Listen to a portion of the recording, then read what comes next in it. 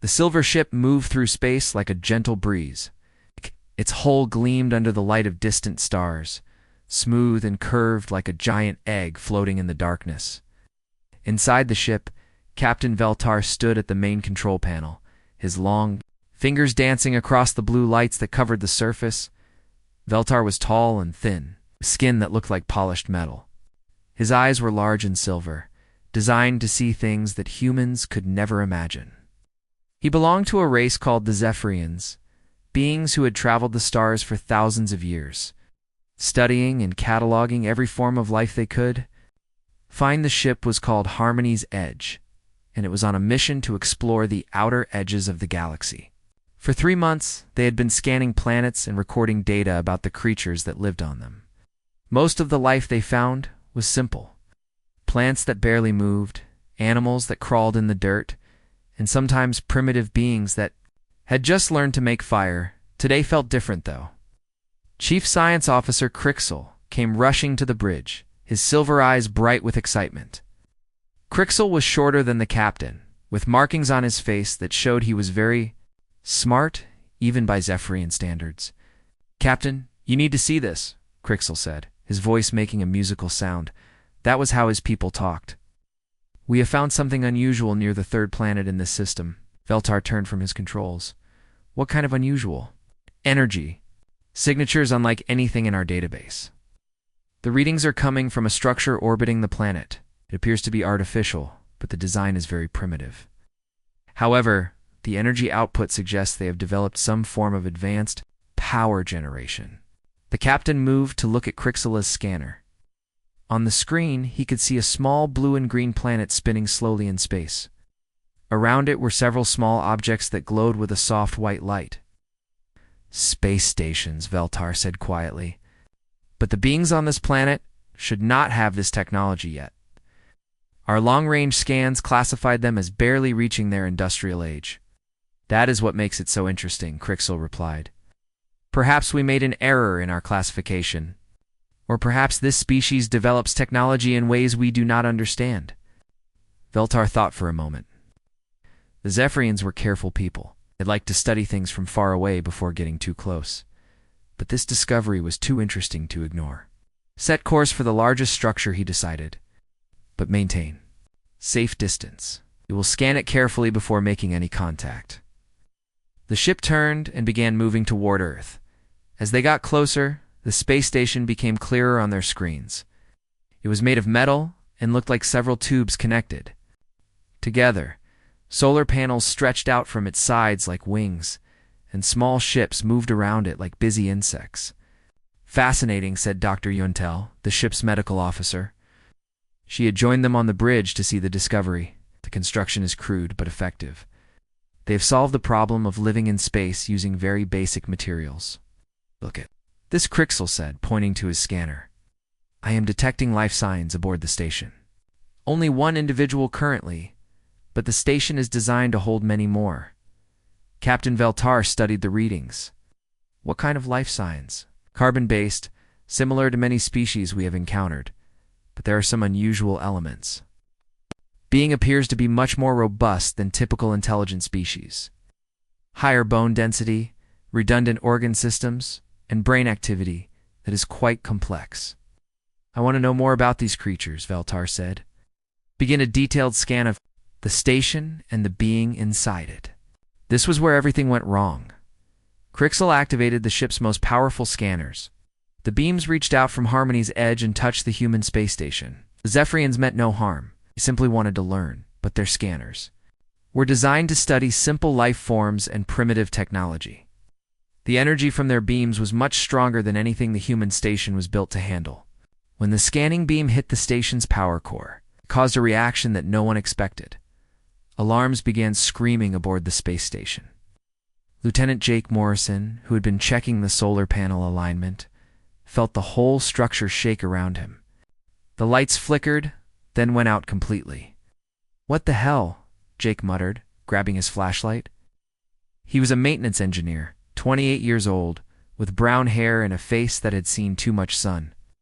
He had been working on space stations for 5 years, and he knew the sound of serious trouble when he heard it. The emergency lighting came on, bathing everything in red.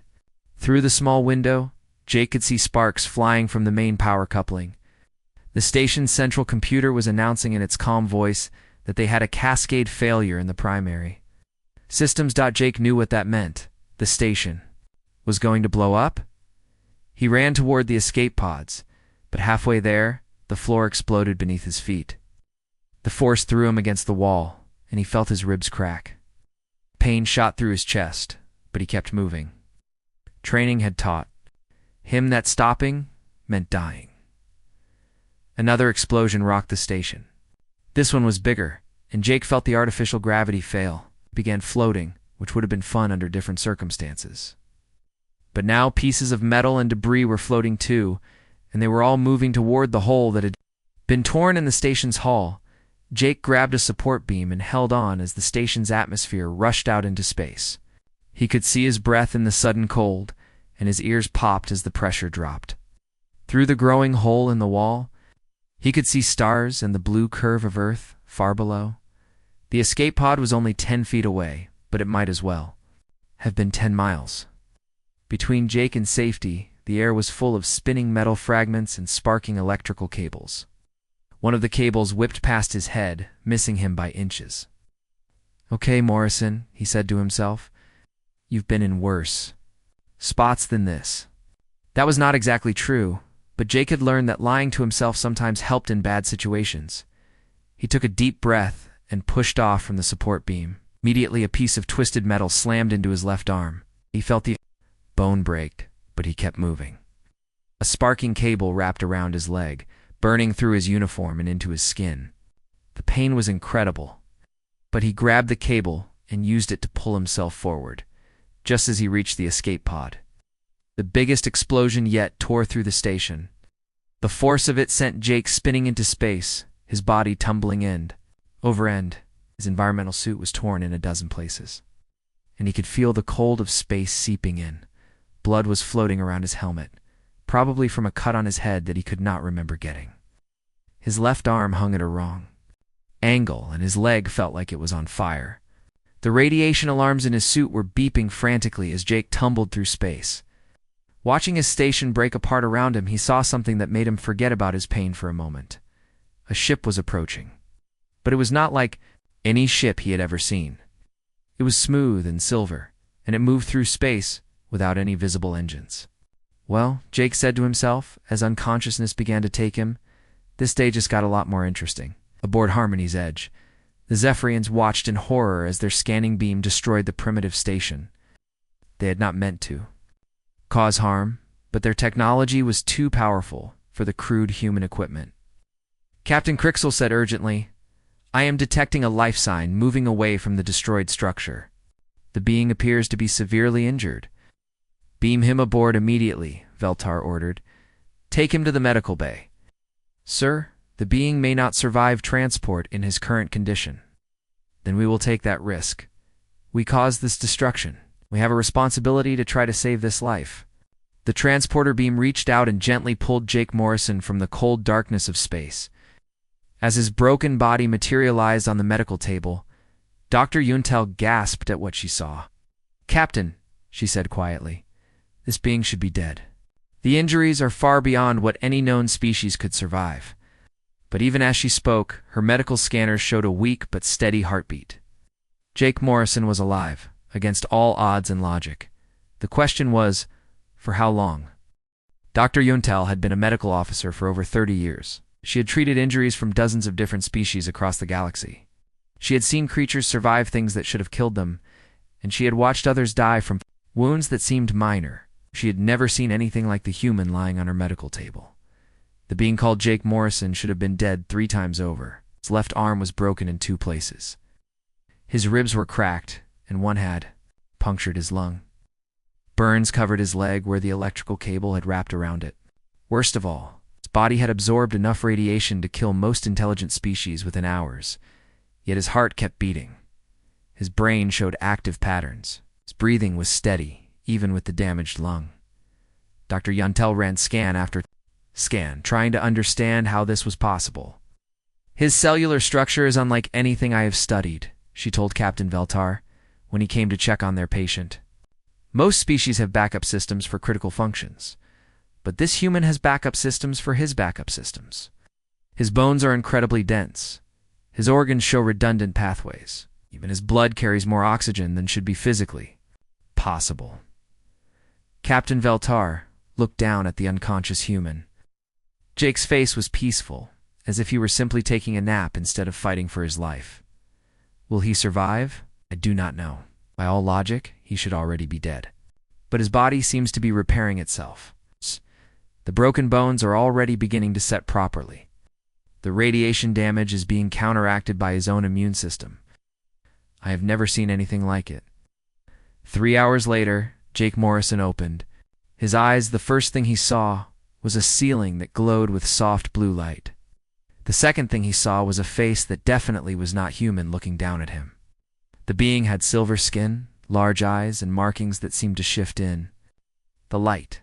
"Hey there," Jake said, his voice a little rough. "I'm fine. Thanks for asking."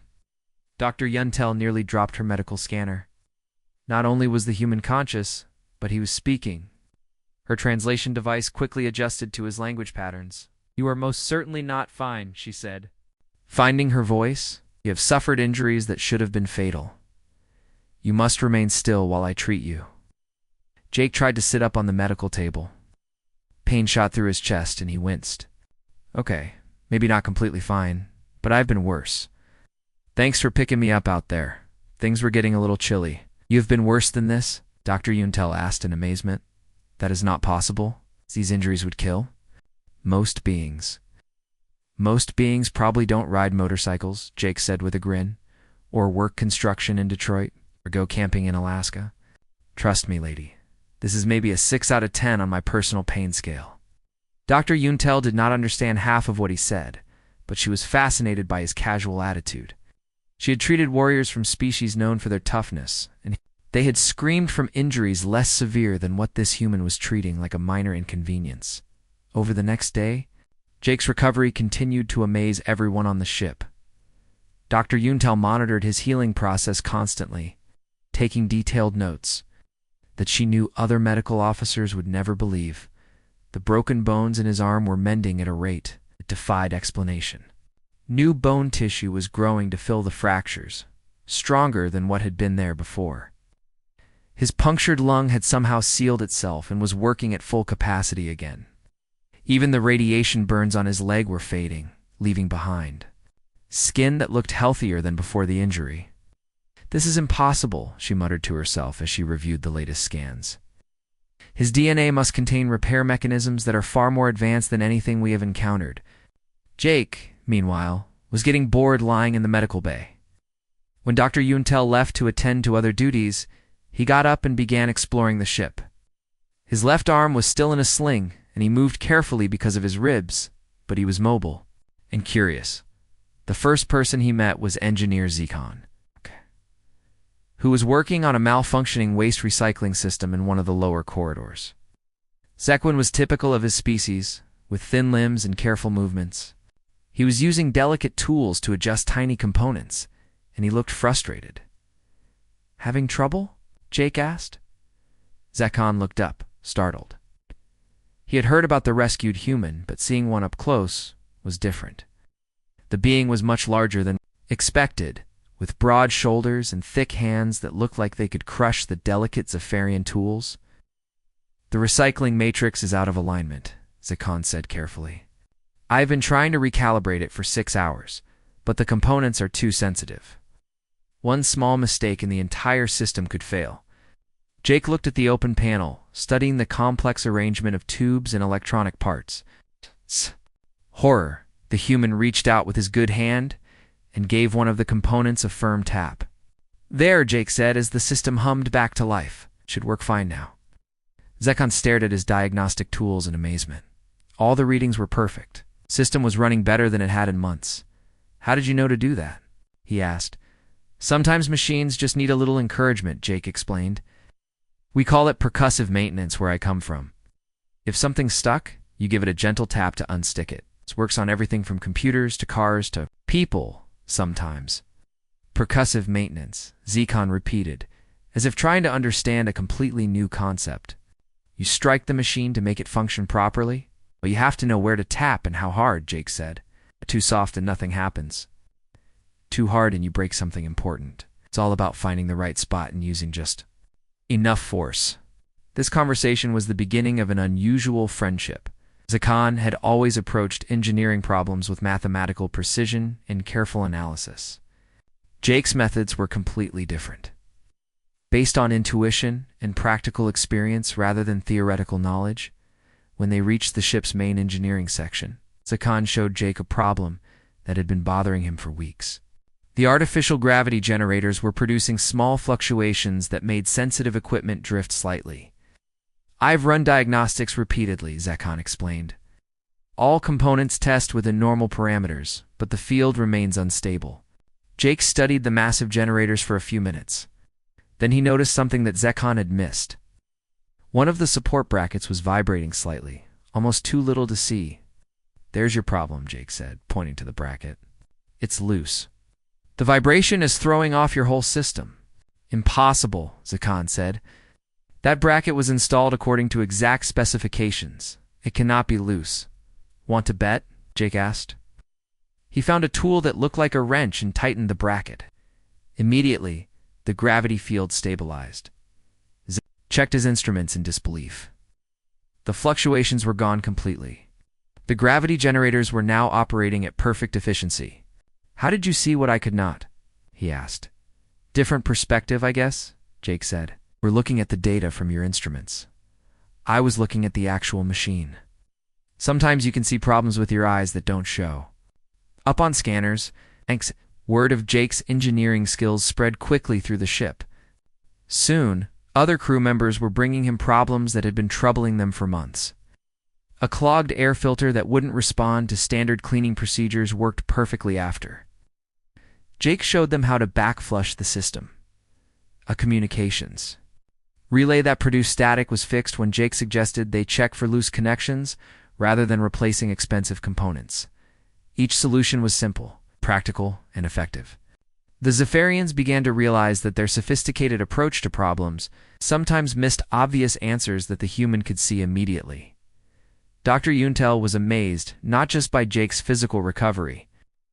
Life aboard their ship. His body had adjusted to their artificial atmosphere without any help from her medical equipment. He moved comfortably in their gravity field, even though it was different from what he was used to. Most remarkably, he seemed to understand their technology instinctively, even though it was far more advanced than anything from his world. Captain, she reported to Veltar, this human is not just surviving, he is thriving. His body has adapted to our environment in ways that should take months or years. His healing continues to exceed all expectations. And somehow he understands. Our system's better than crew members who have worked with them for years. Captain Veltar was beginning to understand that they had not simply rescued a primitive being from a destroyed space station. They had encountered something much more complex and potentially significant. What do you think it means? He asked. I think Dr. Yuntel said slowly that we may need to reconsider what we mean by primitive species. This human may come from a world that has produced beings far more capable than we initially understood. As if to prove her point, Jake appeared in the doorway of the medical bay. He was carrying a tray of food that he had somehow obtained from their food synthesizers, despite the fact that no one had shown him how to use them. Hey, Doc, he said cheerfully. Figured you hadn't eaten in a while, so I brought you something. Hope you don't mind that I borrowed your kitchen. Jake Morrison had been aboard the Harmony's Edge for 2 weeks, and his presence was changing everything. The crew had grown used to his casual attitude toward problems that would have sent them into careful planning sessions, where they saw complex issues requiring detailed analysis. Jake saw simple solutions that usually worked. Engineer Zekhan had become his closest friend among the crew. Every day they worked together on different parts of the ship, and every day Zekhan learned something new about human engineering philosophy. Your people approach problems very differently than we do, Zekhan observed, as they finished repairing a faulty sensor array. Jake had solved the issue by rerouting power through backup systems that the Zephyrians had never thought to use for that purpose. How so? Jake asked. wiping his hands on a cloth that Zekon had provided. We study a problem for days or weeks before attempting a solution. We run calculations, build models, test theories. You look at something for 5 minutes, and then fix it. Jake laughed. Different approaches, I guess. Where I come from, you don't always have time to think about things too much. Sometimes you just have to try something and see if it works. This difference in philosophy was about to be tested in a way that none of them expected. The ship's sensors detected the space storm 3 hours before it reached them. Captain Veltar called all senior officers to the bridge to discuss their options. The storm was massive, stretching across several light years of space, with energy readings that could tear apart a ship like theirs. We have 2 choices. Navigation, Officer Drixel reported. We can change course and go around the storm, which will add 3 weeks to our journey and use most of our remaining fuel. Or we can find a safe place to wait until the storm passes, which could take months. Neither option is acceptable, Captain Veltar said. We have limited supplies and a schedule to maintain. Is there no way to go through the storm? Possible, Chief Science Officer Crixel replied immediately. The energy fields would overload our shields within minutes. The gravitational forces would tear the ship apart. No vessel could survive passage through such a storm. Jake, who had been invited to the meeting because of his growing reputation for solving problems, raised his hand. What if we don't fight the storm? Everyone turned to look at him. What do you mean? Captain Veltar asked. Well, back home we have these things called hurricanes, big storms that can destroy whole cities. But surfers sometimes ride the waves that hurricanes create. Instead of fighting against the water, they use its power to move where they want to go. The bridge fell silent. The concept was so foreign to Zephyrian thinking that several officers looked confused. You suggest we surf through a space storm? Crixel asked, as if he were not sure he had heard correctly. Why not? Look at your readings. Again, the storm has patterns, right? Energy flows that move in predictable directions. What if we lined up with those flows and let them carry us through instead of trying to push against them? That is the most dangerous idea I have ever heard. Security Chief Naxral said firmly. We would be completely at the mercy of forces beyond our control. We're already at the mercy of those forces, Jake pointed out. The difference is whether we work with them or against them. Captain Veltar studied the storm readings on the main screen. Jake's suggestion went against every safety protocol in the Zephyrian manual, but their other options were not good either. Explain how this would work, he said finally. Jake moved to the navigation console, where Drixel showed him how to read the energy patterns. For several minutes, Jake studied the swirling colors that represented the storm's structure. See these currents here? He said, pointing to streams of blue and green that flowed through the storm. They're like rivers of energy. If we can get into this current at the right angle and speed, it should carry us through the storm faster than our engines. Could take us. And if we get the angle wrong? Dr. Yuntel asked. Then we probably get torn apart, Jake admitted. But that's going to happen anyway if we try to fight our way through. At least this way, we're using the storm's own power.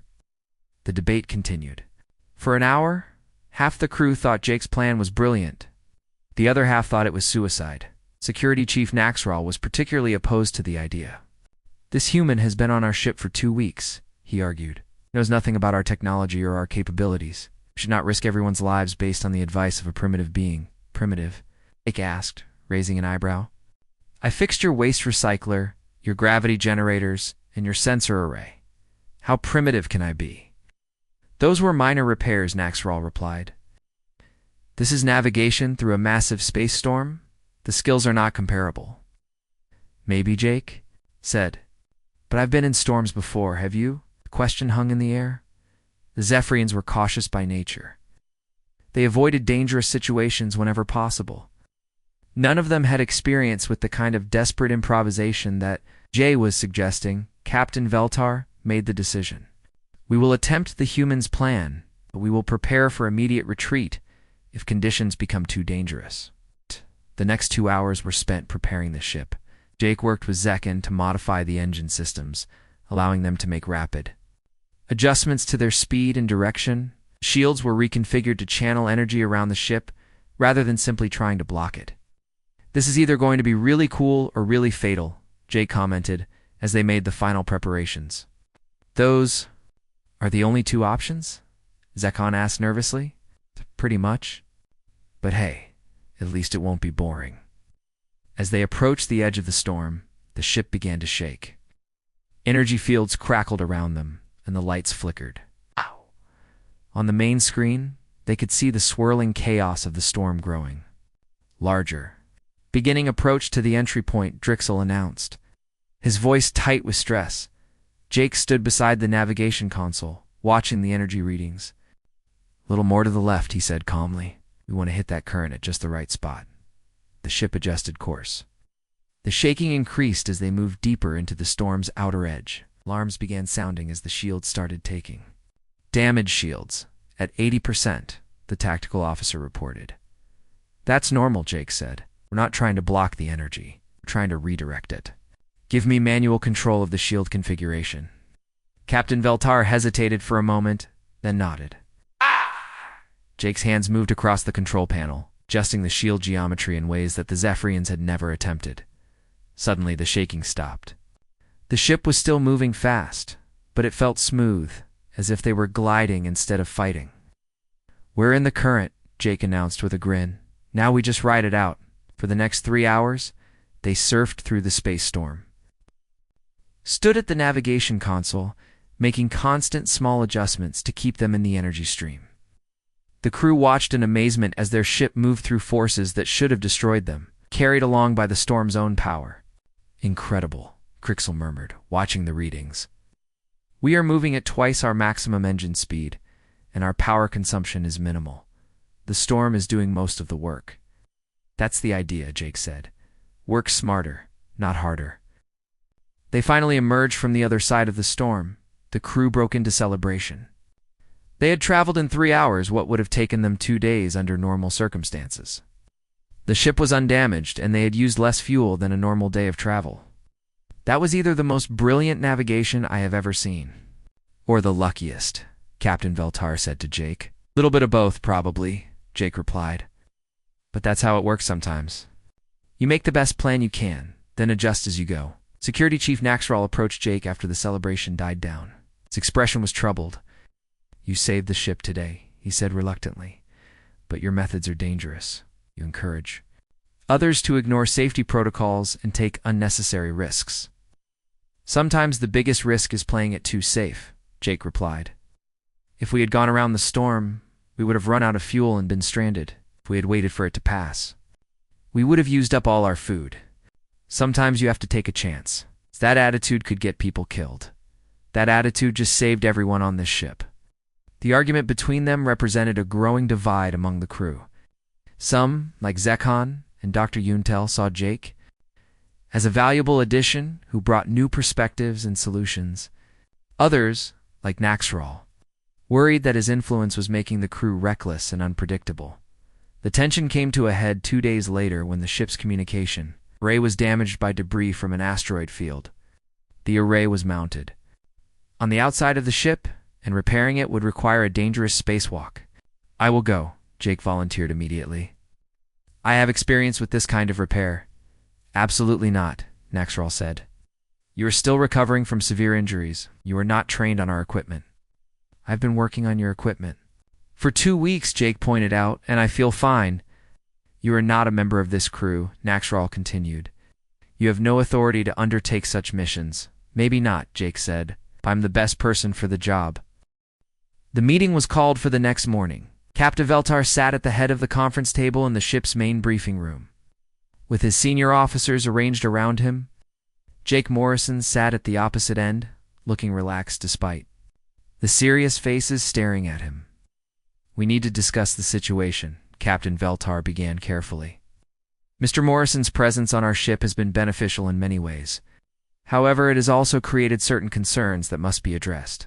Security Chief Naxral leaned forward. The human's influence is making our crew reckless.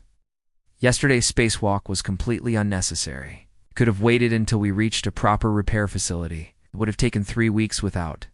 Communications engineer Zekon pointed out. Jake fixed the problem in 2 hours. That is not the point, Naxral replied. The point is that we are abandoning proven safety procedures in favor of dangerous improvisation. Is the safest option available, Dr. Yuntel said. When Jake navigated us through the space storm, he saved us weeks of travel and prevented us from running out of supplies. He also could have killed us all, Naxral countered. Jake listened to the debate with interest. It reminded him of similar arguments he had heard in construction crews and military units back on Earth. There were always people who wanted to stick to the rules no matter what, and others who were willing to adapt when circumstances changed. What do you think, Mr. Morrison? Captain Veltar asked.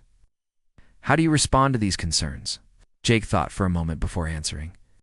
Where I come from, we have a saying, better to be safe than sorry. But we also know that sometimes playing it too safe is the most dangerous thing you can do. Explain, the captain said. Well, take yesterday's repair job. Your original plan was to wait 3 weeks to reach a repair facility. But what if we had run into another emergency during those 3 weeks? What if we needed to call for help? Without communications, we would have been helpless. Sometimes the biggest risk is doing nothing.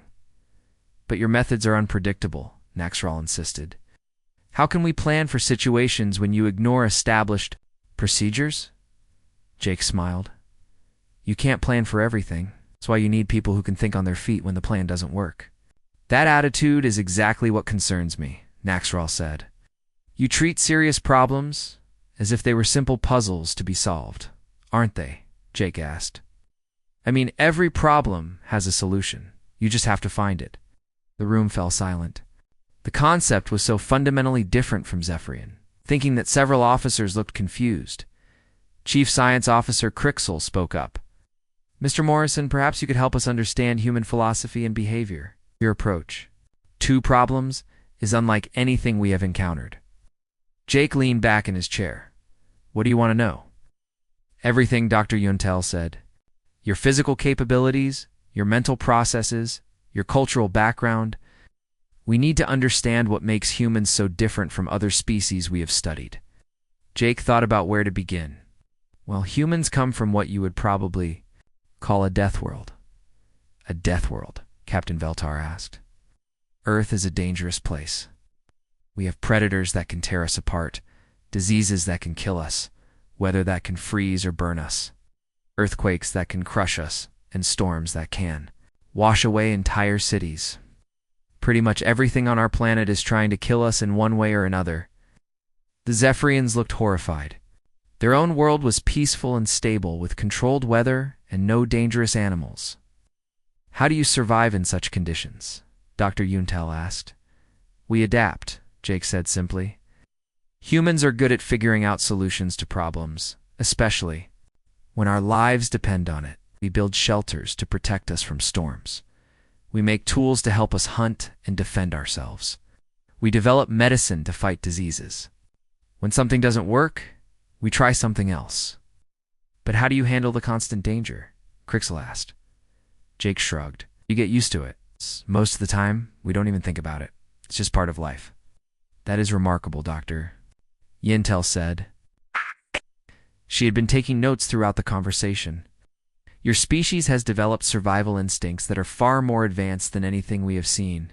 Maybe, Jake said. Shh. But it's not just instincts. We also learn from each other. Every human knows stories about people who survived impossible situations. We grow up hearing about explorers who crossed frozen mountains, sailors who survived shipwrecks, and ordinary people who did extraordinary things when they had to. Tell us about your own experiences, Captain Veltar requested. Jake thought. For a moment. Well, when I was 16, I got caught in a blizzard while camping in the mountains. The temperature dropped to 40 below zero, and the wind was so strong I couldn't see 5 feet in front of me. My tent got blown away, and I was stuck outside in the storm for 8 hours. How did you survive? Zekhan asked, fascinated. I dug a hole in the snow and lined it with pine branches. Then I did jumping jacks and push-ups all night to keep my blood moving.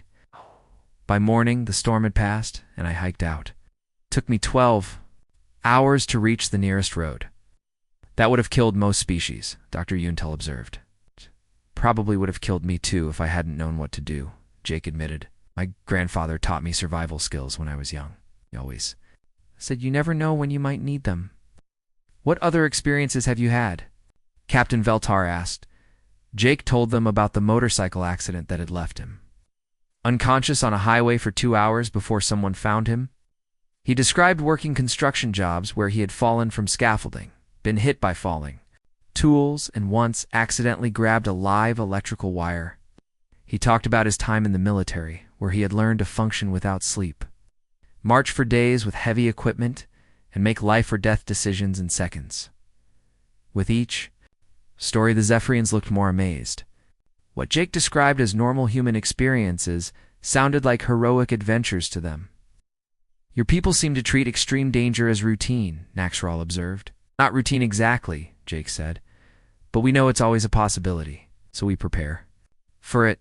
Every human learns basic first aid: how to start a fire, how to find clean water, how to signal for help. We teach our children to swim before they can walk properly. We practice what to do in emergencies. And this is considered normal education? Crixel asked. Sure, you never know when you might need those skills. Dr. Yuntel looked up from her. Notes: I have been studying your medical scan since you arrived. Your DNA contains redundant systems that allow you to survive damage that would be fatal to other species. Your brain processes multiple solutions simultaneously, which explains your innovative problem-solving abilities. Your bone density is twice what we would expect for a being of your size. Your muscle fibers are designed for both strength and endurance. Okay, Jake said. So you are not a primitive species, she said firmly. You are a species that has been shaped by millions of years of survival pressure. Every human is essentially a living survival machine. I never thought about it that way, Jake said. We're just people, Naxral repeated slowly. People who can survive in conditions that would kill most intelligent species. People who can solve problems that stump beings with thousands of years of technological advancement. People who treat life-threatening situations as minor inconveniences. When you put it like that, we do sound pretty tough, Jake admitted. Captain Veltar had been quiet during most of the discussion, but now he spoke up. Mr. Morrison, this conversation has been very enlightening. But it also raises important questions about how we classify species in our database. What do you mean? Jake asked. You labeled humans as a primitive species based on your technological development, but we failed to consider other forms of advancement. Your species has developed capabilities that our most advanced civilizations lack. We're not that special, Jake protested.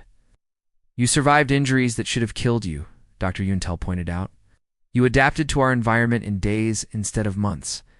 You understand our technology better than crew members who have worked with it for years. You solved problems that had frustrated our best engineers for weeks.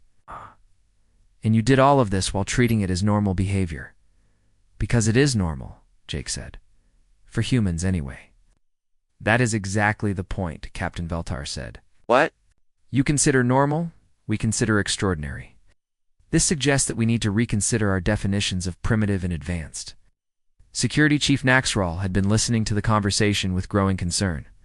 Captain, are you suggesting that we change our classification protocols based on one individual? I am suggesting that we may have been using the wrong criteria for evaluation, Veltar replied. Technological advancement is only one measure of a species' capabilities. This human has demonstrated that there are other forms of advancement that may be equally important, such as, Naxral asked, adaptability, problem-solving ability, resilience, innovation under pressure. These are all capabilities that could be extremely valuable to the collective. Jake looked around the table at the faces staring at him. Are you saying you want to study humans? I am saying we want to learn from humans, Captain Veltar corrected. The question is whether humans would be interested in learning from us. 3 days after the meeting, the ship's sensors detected another vessel approaching them.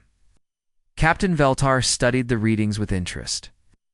The ship was smaller than theirs, built with the same crude but effective style as the space station they had accidentally destroyed. It appears to be a human vessel, Chief Science Officer Crixel reported. They are broadcasting a signal on multiple frequencies. Can you translate it? Captain Veltar asked. The message is simple. Crixel said. They are looking for someone named Jake Morrison. They are asking if we have seen him. Jake, who had been working with Zekon in the engine room, was called to the bridge immediately. When he heard about the approaching ship, his face lit up with excitement. Dots, probably a rescue team from Earth, he said. They must have been looking for me since the station was destroyed. Do you wish to return? With them? Captain Veltar asked.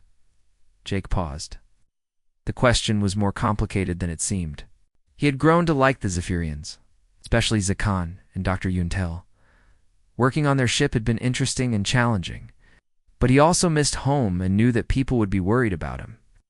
I should go back, he said finally. But I'd like to introduce you to my people first. Maybe we can work something out. Captain Veltar nodded. Open a communication channel. The main screen flickered to life, showing the bridge of the human rescue ship. A woman in a blue uniform appeared, with short gray hair and the kind of confident expression that Jake recognized from military officers. This is Captain Lisa Brady of the Earth Vessel Ranger, she said. We are searching for Lieutenant Jake Morrison. Our records show his station was destroyed in this area. Captain Brady, Captain Veltar replied. This is Captain Veltar of the Zephyrian vessel Harmony's Edge. We did rescue Mr. Morrison from the destroyed station. He is safe and unharmed.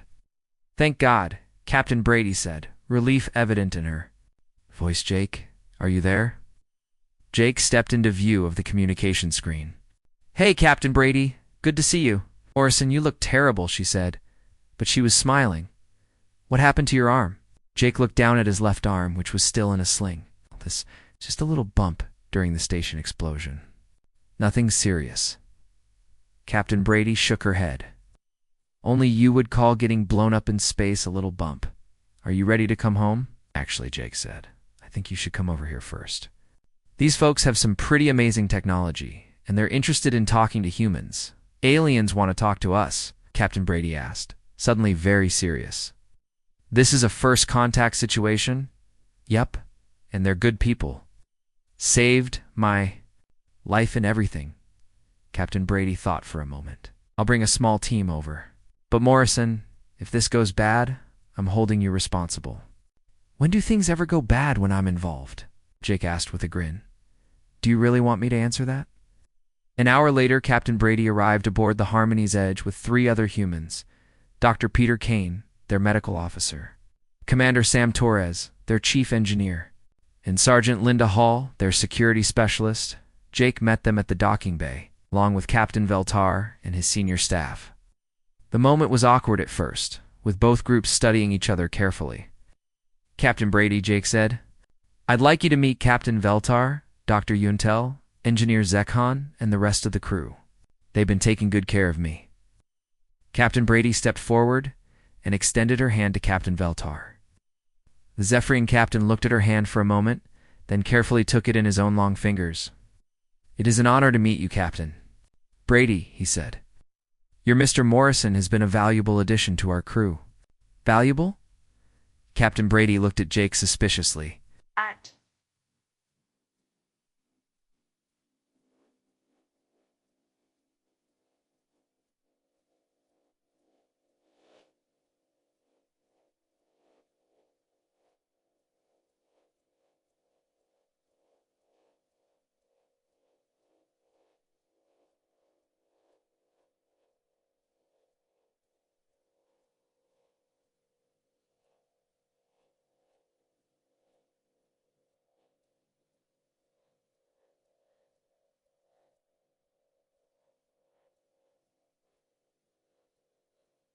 Just helped out with a few repairs, Jake said innocently. He navigated us through a massive space storm, Zekhan said proudly, and fixed our gravity generators and repaired our communication array and improved our waste recycling system, and solved 17 other problems that had been troubling us for months.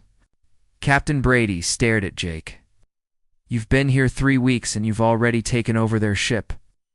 I haven't taken over anything, Jake protested. I just helped out. Dr. Yuntel stepped forward. Captain Brady, your Mr. Morrison has demonstrated capabilities that we find remarkable. We would be very interested in learning more about human biology and engineering methods. And we'd be interested in learning about your technology, Dr. Peter Kane said. Jake told us you have medical equipment that can heal injuries in days instead of weeks. This could be the beginning of a beneficial relationship, Captain Veltar said. Both our species could learn from each other. The next several hours were spent in detailed discussions. The humans were amazed by Zephyrian technology, especially their medical equipment and energy systems. The Zephyrians were fascinated by human engineering principles and problem-solving methods. Commander Torres spent most of his time with Zekan, comparing engineering approaches. Your systems are incredibly sophisticated, he said, but they're also very complicated. Our approach is usually simpler, but more robust. Jake has shown me the value of simplicity, Zekan replied. Sometimes an elegant solution is better than a complex one. Dr. Kane worked with Dr. Yuntel to understand her medical scans of Jake. These healing rates are impossible, he said, studying the data. No human should recover this quickly from such severe injuries. Perhaps all humans have this capability, but your medical technology prevents you from seeing it, Dr. Yuntel suggested. You treat symptoms instead of allowing the body to heal itself. Interesting theory. We should test it. Brady and Captain Veltar discussed the practical aspects of establishing regular contact between their species. Both sides were interested, but there were challenges to overcome. My government will want to know everything about your technology. In your intentions, Captain Brady said, humans can be suspicious of newcomers. The collective will have similar concerns, Captain Veltar replied. But I believe the benefits outweigh the risks. Mr. Morrison has shown us that humans and Zephyrians can work together effectively. Security. Chief Naxral, who had been quiet during most of the discussions, finally spoke up. Captain Brady, I must ask about human intentions. Your species appears to be highly adaptable and capable. What assurance do we have that you will not use our technology for aggressive purposes?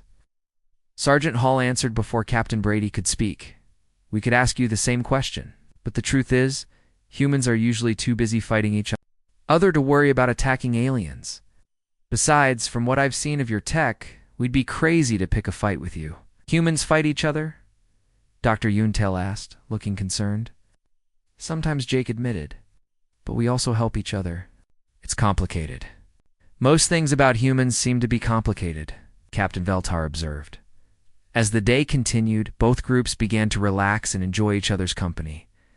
Jake served as translator and guide, helping both sides understand each other's cultures and ways of thinking. The breakthrough moment came when Zekan showed Commander Torres a problem with their navigation computer. The system had been producing small errors that their best technicians could not locate. Commander Torres studied the system for a few minutes, then called Jake over. What do you think? Jake looked at the navigation display, then noticed something the others had missed. You've got a loose connection in the primary data relay, he said, pointing to a junction box. The vibration from your engines is probably causing intermittent contact failures. Zekan checked the connection and found that Jake was correct. How did you see that so quickly? Different perspective, Commander Torres said. We look at problems differently than you do. Perhaps that is why our species should work together, Captain Veltar said. We each see things that the other misses. As the time came for the humans to return to their ship, Jake faced a difficult decision. Captain Brady wanted him to come home, but Captain Veltar had offered him a permanent position aboard the Harmony's Edge. What do you want to do, Jake? Captain Brady asked. Jake thought for a moment. I think I should go home for now, but I'd like to come back and bring more people with me, and we can set up some kind of exchange program. That sounds like an excellent idea, Captain Veltar said before Jake left. He gave the Zephyrians a collection of human tools and instruction manuals. To Zekan, he gave a toolbox containing a hammer, a screwdriver set, and a roll of duct tape. Emergency repair kit, Jake explained. The hammer is for percussive maintenance. The screwdrivers are for taking things apart and putting them back together, and the duct tape fixes everything else. Duct tape? Zekan asked, examining the gray roll. Universal problem solver, Jake said seriously. If something moves and it shouldn't, use duct tape. If something doesn't move and it should, use a hammer. Zekan looked confused. but he carefully stored the tools in his workshop. Dr. Yuntel received copies of human medical texts and first aid manuals. "Your approach to medicine is very different from ours," she said. "We focus on advanced technology, while you focus on the body's natural healing abilities. Maybe we can combine both approaches," Dr. Kane suggested. "Advanced technology to support natural healing." As Jake prepared to leave, Security Chief Naxral approached him.